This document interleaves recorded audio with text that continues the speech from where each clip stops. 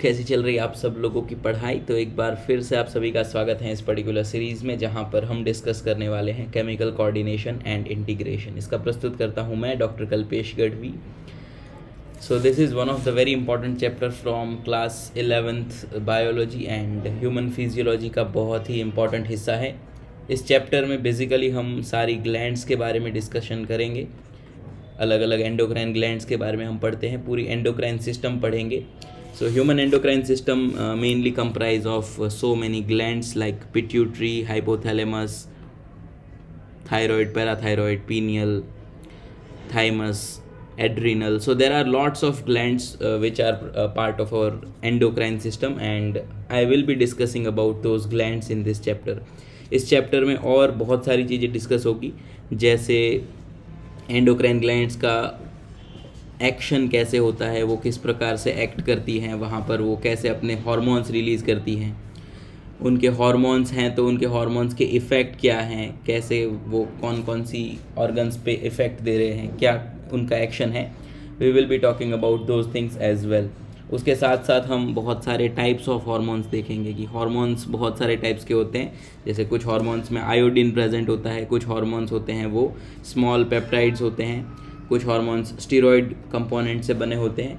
सो हम उन सब चीज़ों के बारे में भी इस चैप्टर में डिस्कस करेंगे। तो सबसे पहले इस चैप्टर को समझने से पहले आपको समझ में आना चाहिए कि हार्मोन क्या होता है और ये पूरा एंडोक्राइन सिस्टम क्या है, and why do we need this endocrine system. So let's get started now. सबसे पहले बात करते हैं हार्मोन की। सो हार्मोन की डेफिनेशन, अगर मैं बाय डेफिनेशन बात करता हूँ हार्मोन की, तो hormone is a chemical. Okay, ये एक टाइप का केमिकल है। कैसा केमिकल है, उसमें मतलब उससे एनर्जी मिलती है क्या? जैसे बहुत सारे केमिकल्स हैं, उनको कंज्यूम करने से हमें एनर्जी मिलती है। तो क्या हार्मोन को कंज्यूम करने से एनर्जी मिलेगी? वो केमिकल हैं तो no, hormone is a non nutrient chemical. So इसकी डेफिनेशन है, hormones are non nutrient chemicals. They are non nutrient chemicals which are produced in very minute quantity and they act as a intercellular messenger. मतलब इसका overall मतलब समझते हैं, तो यहाँ पर मैं डेफिनेशन भी लिख देता हूँ। Chemicals which act as a intercellular messenger and they are produced in minute or trace amounts.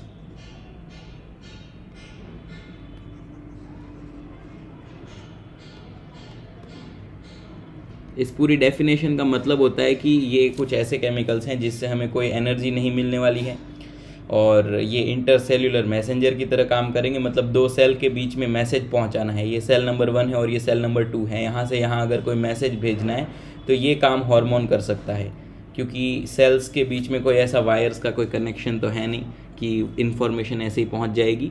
So hormone can act as a intercellular messenger. अब ट्रेस अमाउंट में मतलब क्या है इसका, कि ट्रेस अमाउंट का मतलब है कि they are produced in a very less quantity. ये काफ़ी कम अमाउंट में प्रोड्यूस किए जाते हैं। अब हार्मोन्स होते हैं वो कोई पर्टिकुलर ग्लैंड प्रोड्यूस करती है। जो हार्मोन्स है उनका प्रोडक्शन कोई ग्लैंड करती है, एंड जो ग्लैंड होती है ये 2 टाइप की होती है। मेजर 2 टाइप होते हैं ग्लैंड्स के। कौन कौन से 2 टाइप होते हैं? So number 1 is endocrine gland and number 2 is exocrine gland. Number 1 is endocrine gland and number 2 is exocrine. दोनों में क्या फ़र्क है? अब देखो, हार्मोन बन रहे हैं कोई पर्टिकुलर ग्लैंड से, तो उनको टारगेट ऑर्गन तक पहुंचाना भी ज़रूरी है। और वो टारगेट ऑर्गन तक कैसे पहुंचेंगे? तो एक तो वाया डक्ट, कोई पर्टिकुलर डक्ट होगी, वेसल होगी, उसके थ्रू जा सकते हैं यहाँ से। दूसरी बात, या तो वो ब्लड के थ्रू पहुँच सकते हैं वहाँ तक, क्योंकि ब्लड हमारी पूरी बॉडी में फ्लो करता है। सो वाया ब्लड भी ये रीच कर सकते हैं from one organ to another organ. So 2 type के होते हैं उस हिसाब से हमारे glands. Endocrine gland actually blood का उपयोग करता है टू ट्रांसपोर्ट डिफरेंट हार्मोन्स। तो ब्लड के अंदर एंडोक्राइन ग्लैंड अपना सिक्रीशन रिलीज कर लेता है, और वो हार्मोन फिर वाया ब्लड अपने टारगेट ऑर्गन तक पहुंच जाता है। एक्सोक्राइन ग्लैंड होता है वो अपना सिक्रीशन वाया डक्ट के थ्रू पहुंचाता है। तो एक्सोक्राइन ग्लैंड्स ऐसी ग्लैंड्स होती है जिसके पास डक्ट प्रेजेंट होती है। एंडोक्राइन ग्लैंड्स ऐसी ग्लैंड्स होती है जिनके पास डक्ट अब्सेंट होती हैं। सो ये तो मेजर डिफरेंस हो गया एंडोक्राइन और एक्सोक्राइन। ग्लैंड्स का। आई होप आपको एक्सोक्राइन और एंडोक्राइन के बीच का डिफरेंस समझ में आया होगा। अब हम आगे बढ़ते हैं एंड हम इस चैप्टर में पूरी एंडोक्राइन सिस्टम पढ़ने वाले हैं। ये जो चैप्टर है पूरा वो एंडोक्राइन सिस्टम के ऊपर बेस्ड है। सो इस चैप्टर में हम पूरा endocrine system A to Z पूरा उसका डिटेल में पढ़ेंगे। ह्यूमन एंडोक्राइन सिस्टम कैसा होता है, ह्यूमन एंडोक्राइन सिस्टम में कौन कौन सी ग्लैंड्स होती हैं और कैसे ये पूरा ह्यूमन एंडोक्राइन सिस्टम काम करता है। I will be talking about those things here. Okay, so सबसे पहले अगर मैं एंडोक्राइन सिस्टम की बात करूँ, ह्यूमन एंडोक्राइन सिस्टम की बात करूँ, तो उसमें पीनियल ग्लैंड आता है जो कि ब्रेन में प्रेजेंट होता है। मैं सारी ग्लैंड्स के एक बार आपको नाम बता देता हूँ कि कौन कौन सी ग्लैंड्स आती हैं। अब हम यहाँ पर एंडोक्राइन सिस्टम की बात कर रहे हैं, मतलब सारी हार्मोन्स जो सारे ग्लैंड्स हैं वो अपना सिक्रीशन ब्लड के अंदर रिलीज़ कर रहे होंगे। एक्सोक्राइन ग्लैंड्स के मैं अगर आपको एग्जांपल्स देता हूँ तो एक्सोक्राइन में हमारा लिवर आता है, फिर हमारी सलाइवरी ग्लैंड्स आती हैं, ये सब हमारी एक्सोक्राइन ग्लैंड्स होती हैं। ओके, पर यहाँ पर इस चैप्टर में हमें एंडोक्राइन ग्लैंड्स पढ़ना है। सो यहाँ पर डक्ट नहीं होती हैं, they are releasing their secretion directly into the blood. तो पीनियल ग्लैंड हो गई। पीनियल के बाद ब्रेन में हाइपोथैलेमस होता है। वही हाइपोथैलेमस जो टेम्परेचर कंट्रोल करता है वो एक ग्लैंड की तरह भी काम करता है। पिट्यूटरी ग्लैंड होती है। पिट्यूटरी के बाद थायराइड ग्लैंड होती है। थायराइड का तो बहुत सारे डिसीजेस भी सोसाइटी में प्रिवेलेंट है, तो हमें पता रहता है जनरली। पैराथायराइड रहती है, पैराथायराइड ग्लैंड भी प्रेजेंट होती है, वो थायराइड के आसपास होती है। उसके अलावा थाइमस ग्लैंड होती है। हम डायग्रामेटिकली भी सारी ग्लैंड्स देखेंगे थोड़ी देर में। उसके अलावा पेनक्रियाज आती है। पेनक्रियाज के अलावा एड्रीनल ग्लैंड्स आती है जो किडनी के ऊपर हैं। एड्रीनल, एड मतलब अबोव, रीनल मतलब किडनी, तो हम वर्ड्स के थ्रू इनको समझते चलेंगे। एंड उसके अलावा ओवरी एंड टेस्टिस, ओवरी और टेस्टिस हैं, ये ड्यूअल फंक्शन है, इनके दो दो काम हैं। एक तो वो प्राइमरी सेक्स ऑर्गन की तरह भी काम करते हैं और second they are also acting as a endocrine gland, तो इनके ड्यूअल फंक्शन है। ओके, ओवरी एंड टेस्टिस का काम है गैमेट्स बनाना। ओवरी फीमेल गैमेट बनाती हैं, दैट इज़ एग, एंड जो टेस्टिस होते हैं ये मेल गैमेट बनाते हैं, दैट इज़ स्पर्म। तो ये प्राइमरी सेक्स ऑर्गन की तरह तो काम करते ही करते हैं, बट इसके साथ साथ एंडोक्राइन ग्लैंड की तरह भी काम करते हैं। ये तो हो गया आपका एक ब्रीफ ओवरव्यू कि एंडोक्राइन सिस्टम में कौन कौन सी ग्लैंड्स प्रेजेंट होती है और हार्मोन क्या होता है। अब हम बात करेंगे एक एक ग्लैंड की डिटेल में, एंड हम शुरुआत करेंगे हाइपोथैलेमस से। तो हाइपोथैलेमस हैं ये एक बहुत ही इंपॉर्टेंट ग्लैंड है, और हाइपोथैलेमस जितनी भी ग्लैंड्स मैंने बताई उन सबको कंट्रोल करती हैं। एक्चुअल में ऐसा होता है कि पिट्यूटरी ग्लैंड होती है ना, वो पूरी बॉडी को कंट्रोल करती है और पिट्यूटरी को हाइपोथैलेमस कंट्रोल करता है। सो यहाँ पर मैं एक एक्सप्लेनेशन आपको समझाता हूँ कि पिट्यूटरी ग्लैंड है वो पूरी बॉडी की अलग अलग ग्लैंड्स को कंट्रोल करती है, and pituitary itself is controlled by hypothalamus.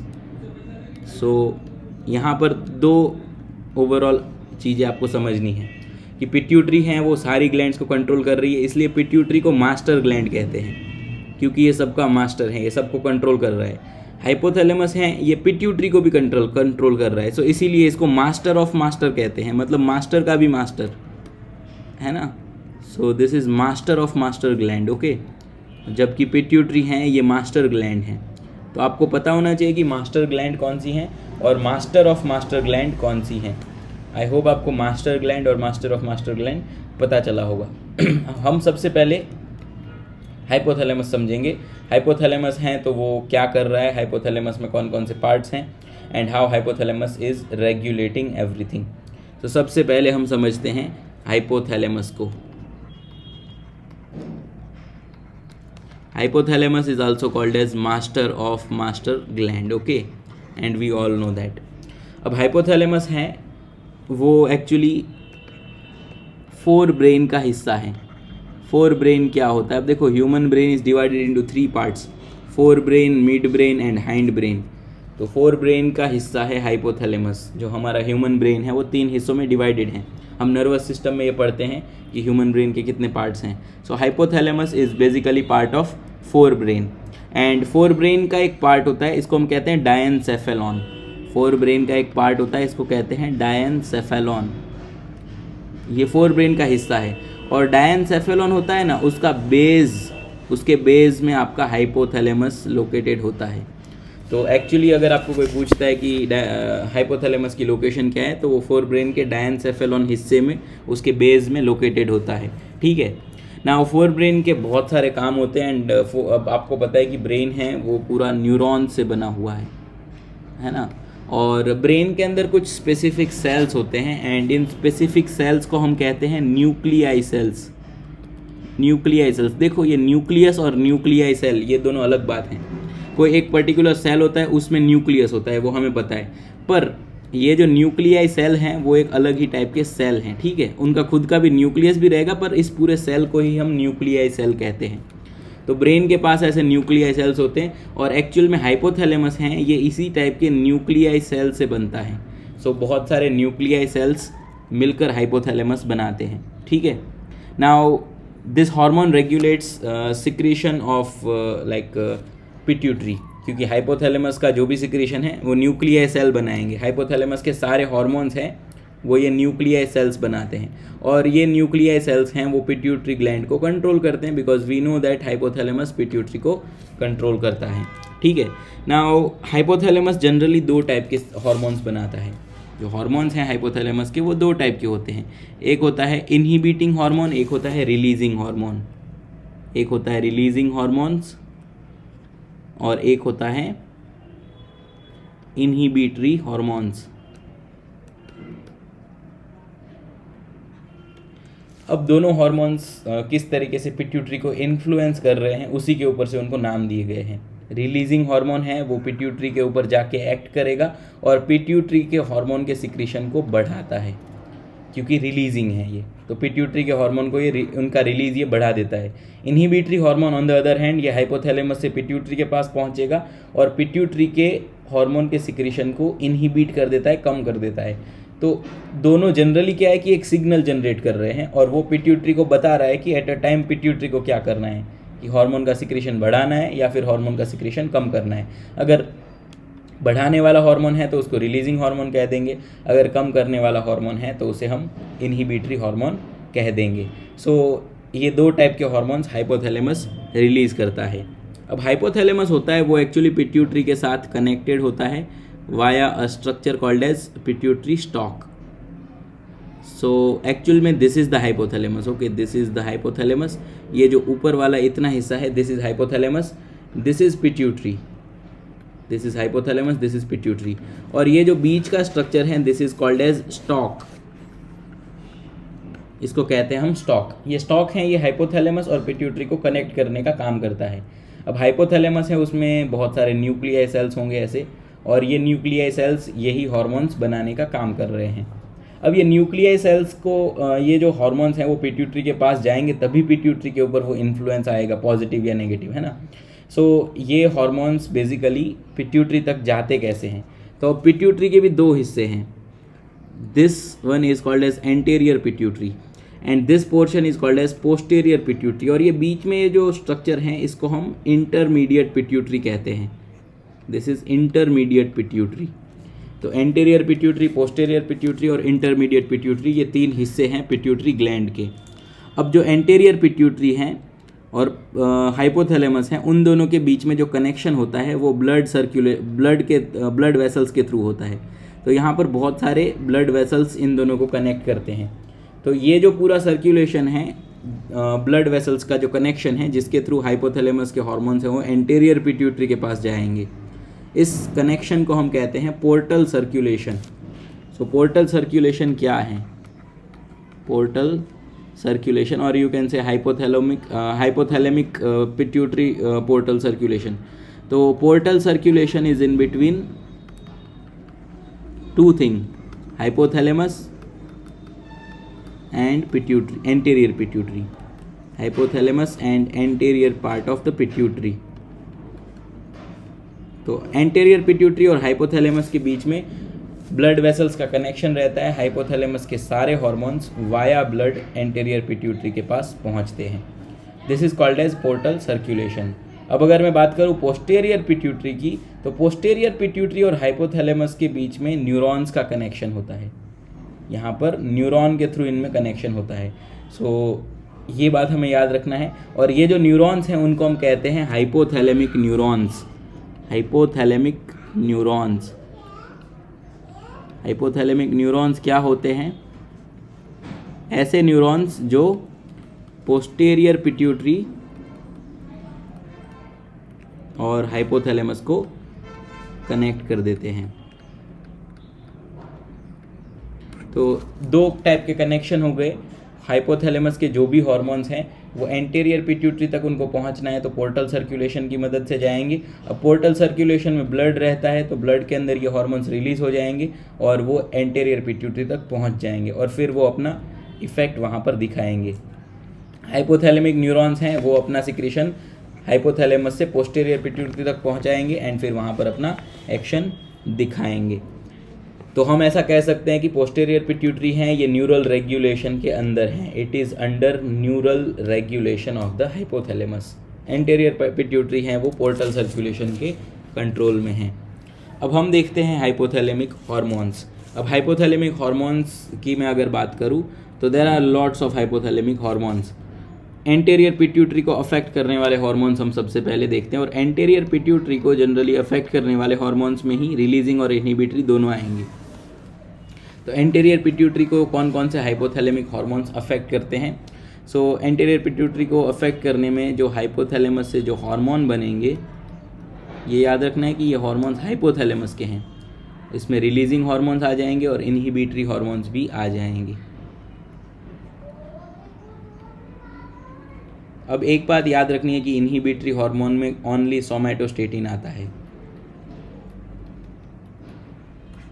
Releasing hormone में बहुत सारे आते हैं। रिलीजिंग हार्मोन में आते हैं gonadotropin releasing hormone, growth hormone releasing hormone, thyroid releasing hormone, adrenocorticotropic releasing hormone जो कि एड्रिनल ग्लैंड के पिट्यूटरी से एड्रीनोकॉर्टिकोट्रोपिक हार्मोन को रिलीज करवाता है। Then prolactin releasing hormone.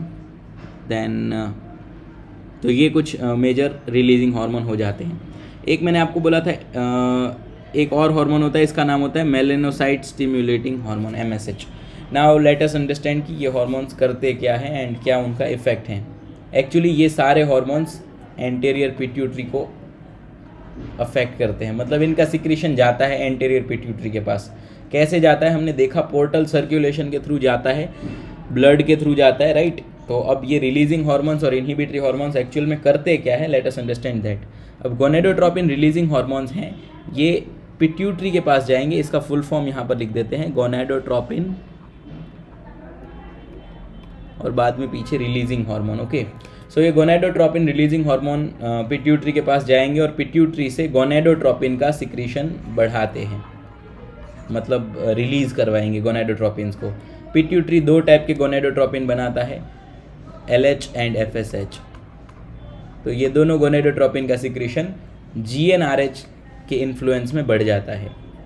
फिर एक होता है GHRH, इसको कहते हैं ग्रोथ हार्मोन रिलीजिंग हार्मोन। तो ये growth hormone releasing hormone pituitary तक जाएगा और पिट्यूटरी से ग्रोथ हार्मोन का सिक्रीशन बढ़ाता है।